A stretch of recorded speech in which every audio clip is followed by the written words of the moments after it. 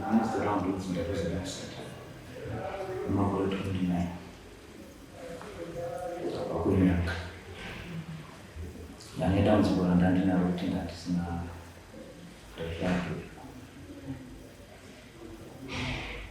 Kadaro ndifamba waprofita ndichifamba kunyanga. Chinhu chinozokonzereswa nababa wangu. Ndafamba kudaro ndikasangana nedzimwe nhamba dzandakaona community radio chekunyanga akanisiwa ndapiwa nhamba dzasekuru Chihwa wakati damuzukuru rako kuti unokubatsira wandibatsira damuziko iroro zvinhu zviya zvakabva zvafamba zvakanaka paita izvozvi ndazvamakanikaoneka 6 months asi ndadaro sekuru Chihwa wakati wanzi unounza mari yangu after 2 months.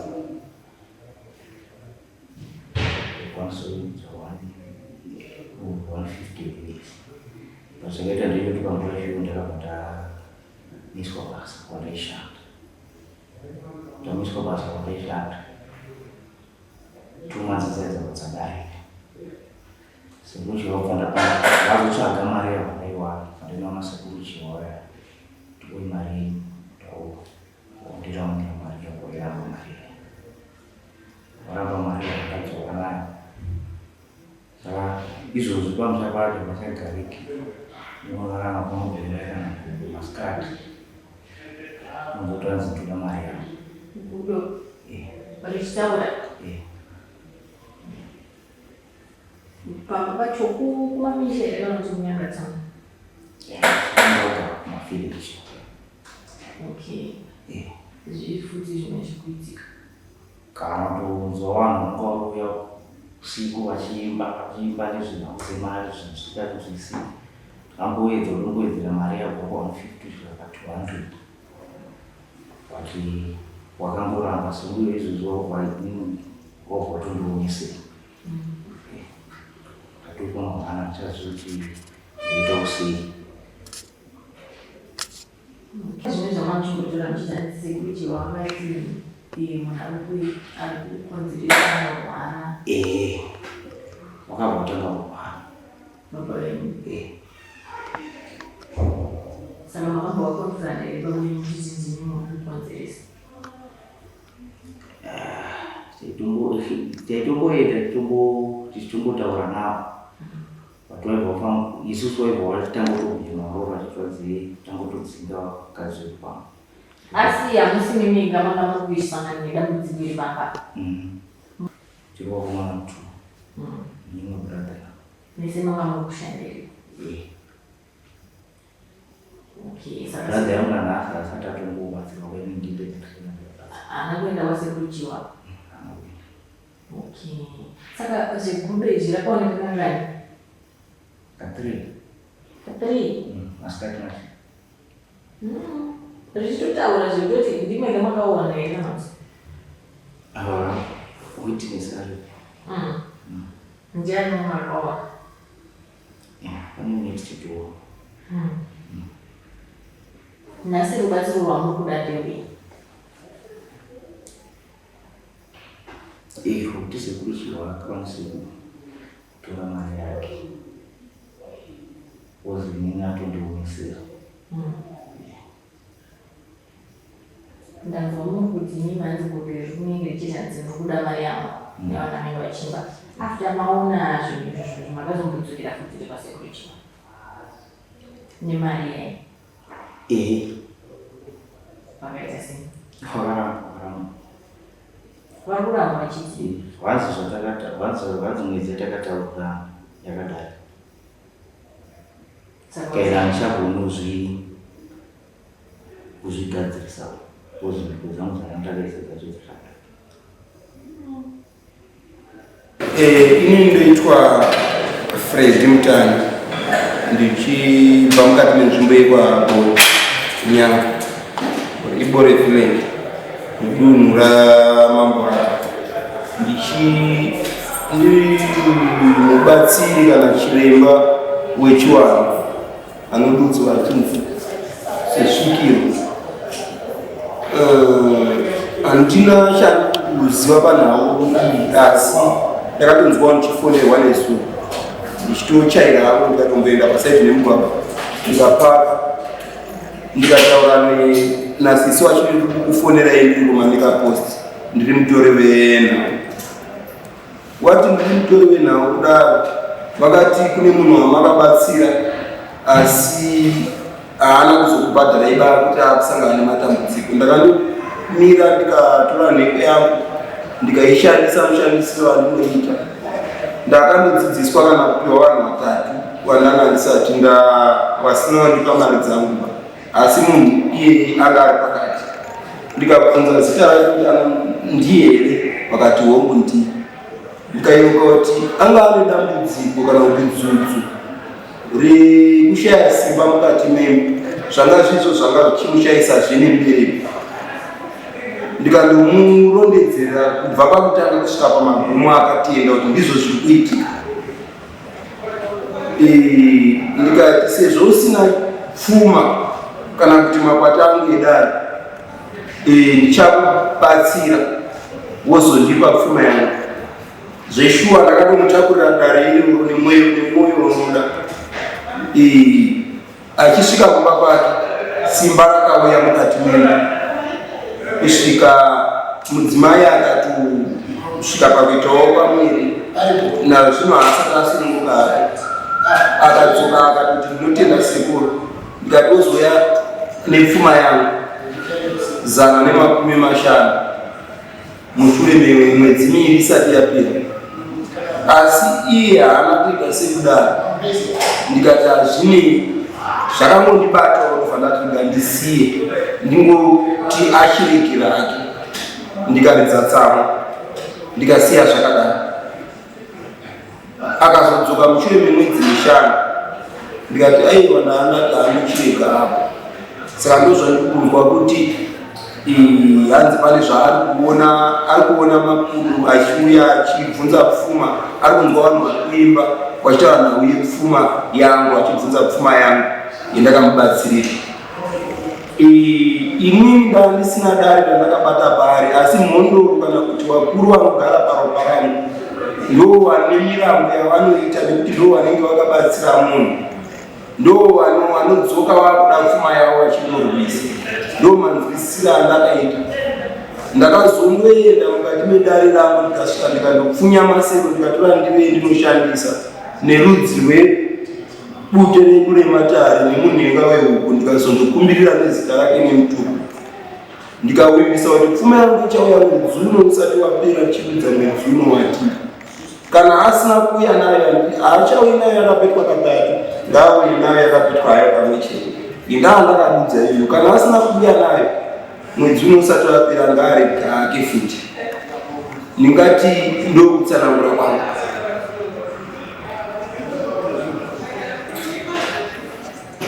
Makudo aaiona mukati memasuwa ake idare raarakuita sekumurwisa kuteera pfuma yake, nekuti dare ndo rinobatsira, dare rinogara paropa rangu. Sekuru Chihwa handisini, asi Sekuru Chihwa vanogara pandiri. Ini nditoriwo mupwere asi ndiri homwe yaSekuru Chihwa. Sekuru Chihwa ndo wakaona kuti wabatsira munhu, wakatoonawo zambuko rapa wari kuvabatsira, ndo wakatunya kutuma izvozvozvo. Ini ndiri homwe yaSekuru Chihwa. Sekuru Chihwa vanogara pandiri, ndo wakagadzira hondo idzi.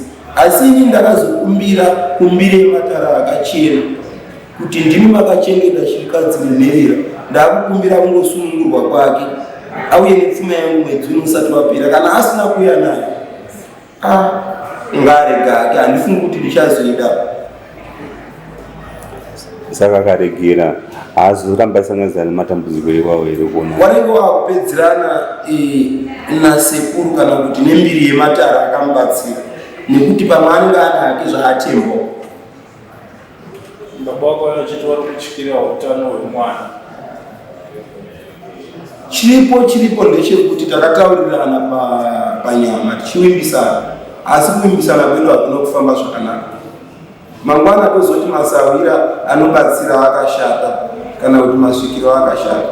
Asi zvandinotoita zvinozikamwa chero nezinata.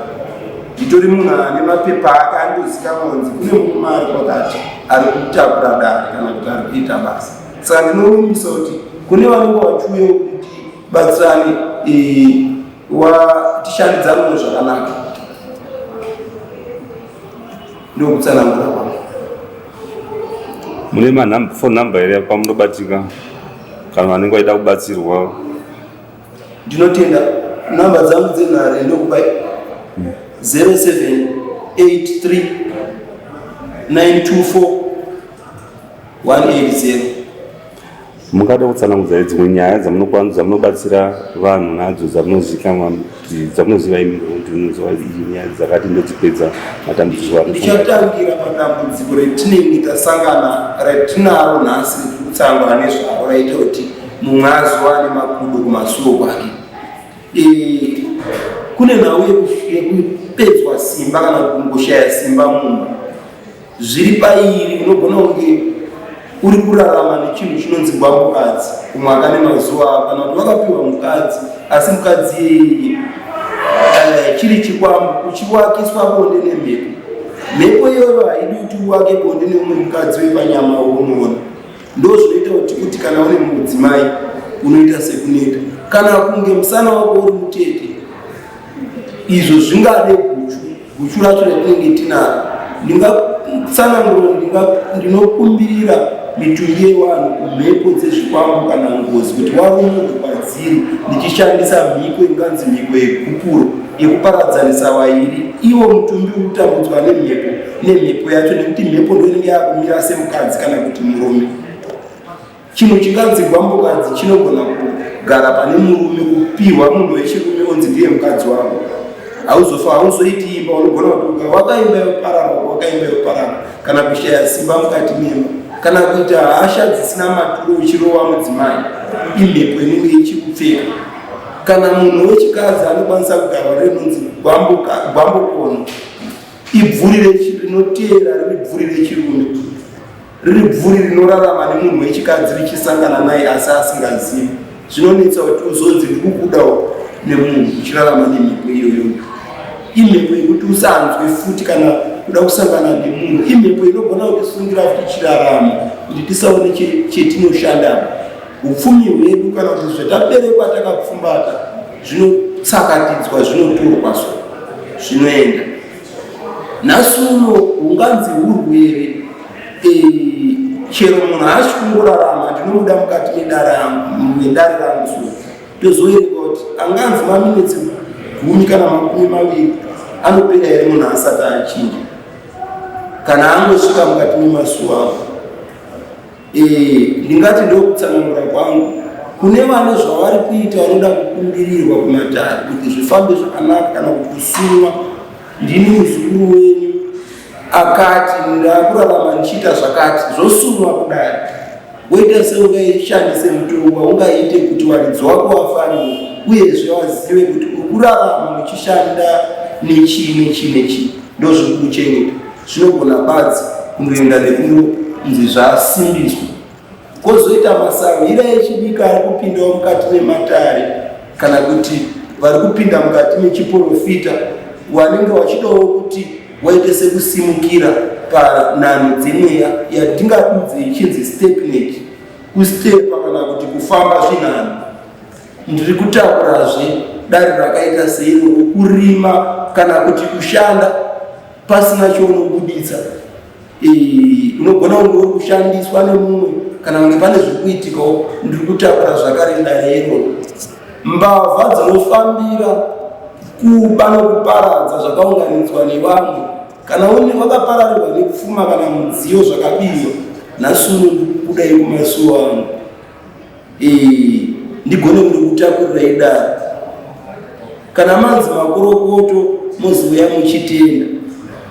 Ndine zvandakamboita mari mwezuro mukati menzvimbo yemazororandi nanhasi vanhu vari kufara. Saka ndikuimbisa kuti wasvike kumasuwa mukati menzvimbo yangu yenyama tigone kundotakurira dare racho rinosvika rinongotautaurirwa usati wakubvunza kuti wafambirei. Handibvunzi munhu kuti wafambirei, ndinongokuudza zvawafambira uchibva kumba kwako. ndofanira kupa zambuko rako. Hatipi vanhu mishonga yakaipa, hatipi vanhu zvikwama. Tinotosunungura kune vakabatiswa kana kuti vane zvavakaitirwa vasingazivi. Tinotosunungura kuti chero munhu akudange kunamata anamate, ende tinobatsira munhu wese azvaine kuti unopinda mapfugama. Ende ndiri kuimbisa kuti chinhu chinganzi hondo ngaidzorerwe nehondo. Chinhu chinonzi hondo handisi kuita tsitsiba, inonzi go back to sender pachirungu. Ndo dare randakatakura ikuru, hondo ngaidzorerwe nehondo kunyange kumapfugamo chaiko chaiko. Kana muchiwerenga magwaro emapfugamo munozondiendera pane inonzi mapisare ma20 mapisare ma35 inoti Dhavhidhi anokumbira kuti vakaipa varohwe kuna mambo Jesu. Akaipa ngaaparadzwe. Ndikungotakura hondo iyoyo ndichinoidzorera kumuridzi zvakadaro, asi handizozvidzoseri zvakadaro nekuti pane uchenjeri hwedare hwapetwa katatu. Saka ndiri kundoidzorera yapetwa katatu. Iwe unenge wakatumidzira kune munhu yapetwa kamwe chete, ini ndinoidzorera yapetwa katatu kuti tizozive kuti mwana asiri wako kana kuti mumwe munhu asundirirwe mhepo. Ndingati ndizvazvo.